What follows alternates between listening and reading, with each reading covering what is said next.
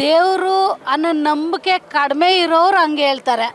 ದೇವ್ರ ನಂಬಿಕೆ ಇದೆ, ದೇವ್ರು ಇದ್ದಾರೆ ಅನ್ನೋದನ್ನ ಯಾರು ನಂಬಿರ್ತಾರೋ ಅವ್ರಿಗೆ ಇಷ್ಟು ದುಡ್ಡು ನಾನು ಖರ್ಚು ಮಾಡ್ತೀನಿ ಅಂದರೆ ಒಂದು ಎಲೆಕ್ಷನ್ಗೆ ಇರ್ತಾರೆ, ಕೋಟಿ ಕೋಟಿ ಮಾಡ್ತಾರೆ, ಅವ್ರು ಗೆಲ್ತಾರೋ ಸೋಲ್ತಾರೋ ಎರಡೂ ಇರುತ್ತೆ.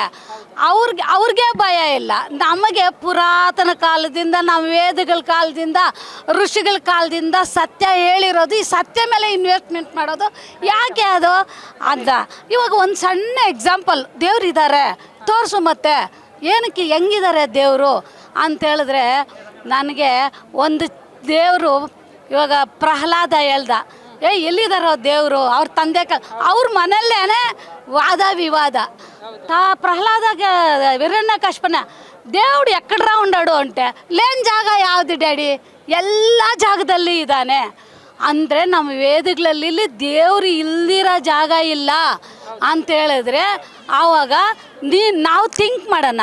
ಒಂದೊಂದು ಕಣ, ಇವಾಗ ಕಣ ಒಂದೊಂದು ಕಣದಲ್ಲಿ ದೇವರಿದ್ದಾನೆ.